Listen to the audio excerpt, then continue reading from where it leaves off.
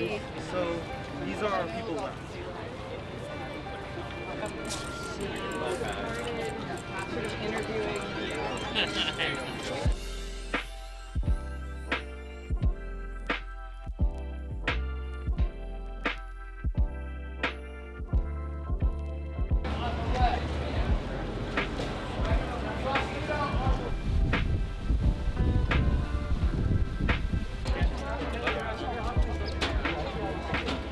I think there might be room.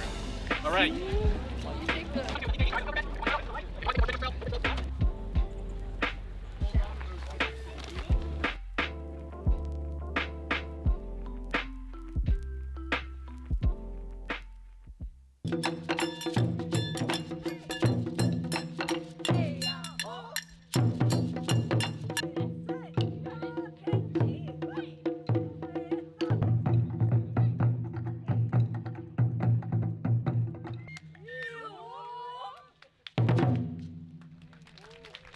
Also, I encourage thank you 1,000 times a day. Arigato 1,000 times a day.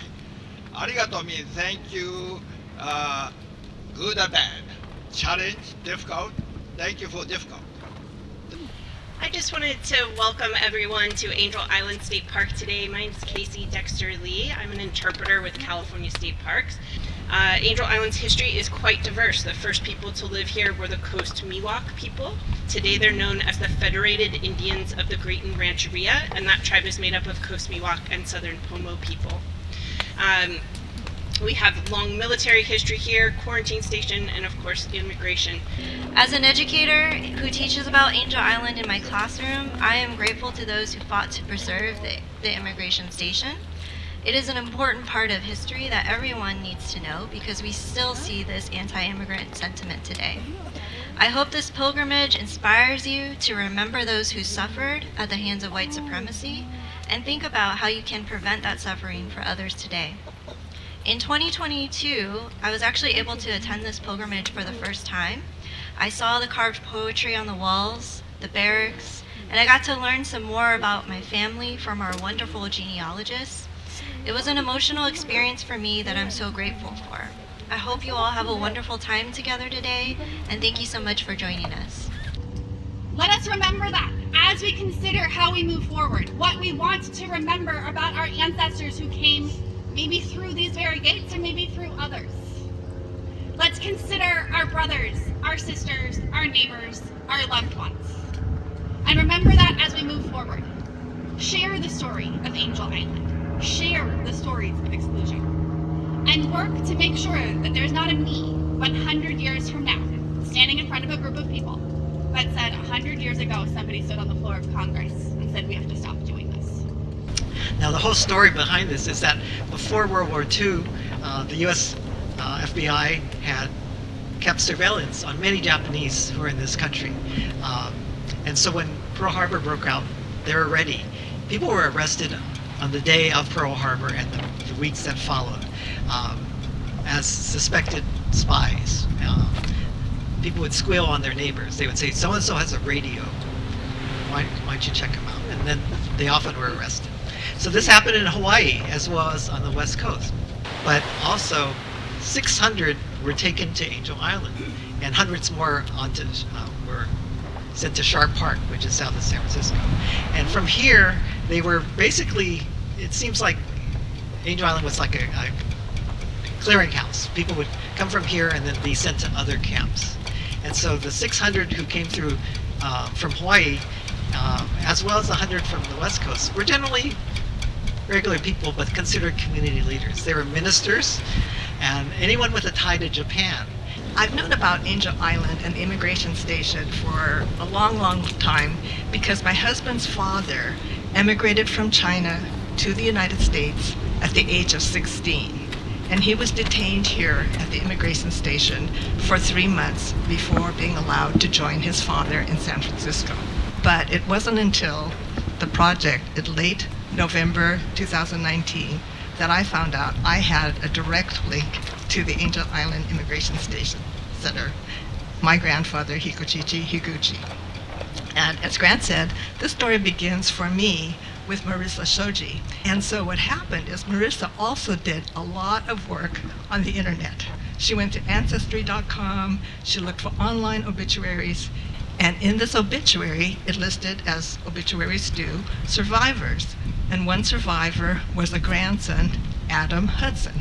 So she wrote little letters to all of these Adam Hudsons. In fact, I have it. It's a little handwritten letter that she wrote. If you are one of these people, or if you know one of these people, could you please contact me? So we had a little conference and decided we should definitely reply to Marissa. She'd gone to all this work. So I volunteered to call her.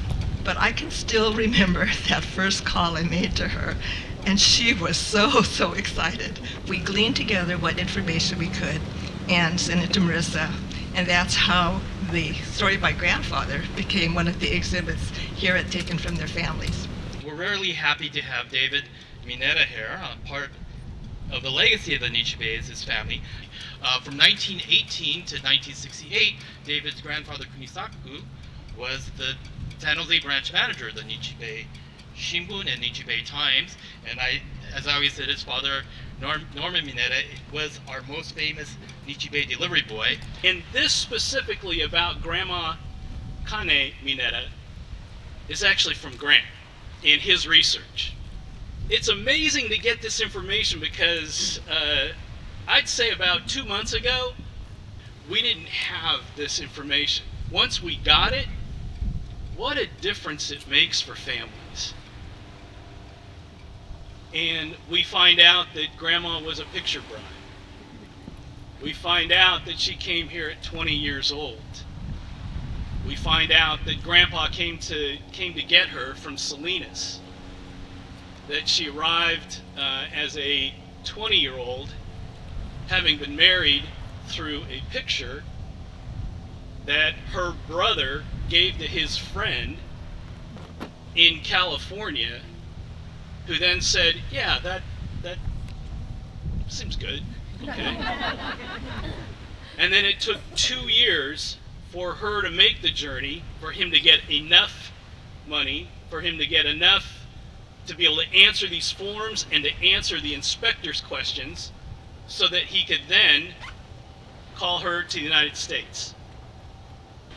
And all of a sudden, a couple months later, now that we have this information, wow, we get to tell that story now to my kids, to my cousin's kids. We get to tell that story to our friends.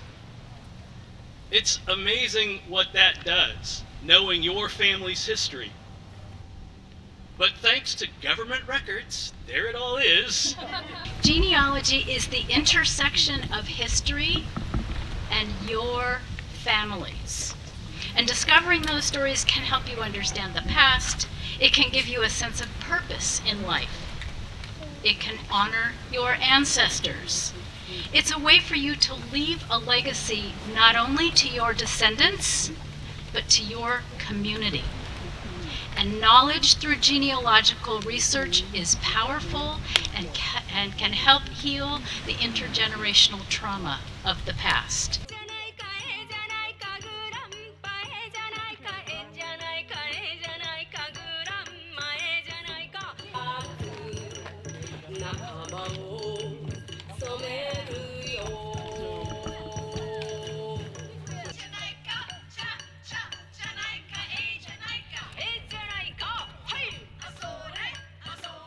Has very much become an event where we honor our immigrant pioneers, the bold journey they took at a time when they didn't have planes. It took a lot longer to come here in an uncertain land. They really paved the path to make our lives what it is today. So if we can get together once a year to honor our ancestors, we're the more better for it.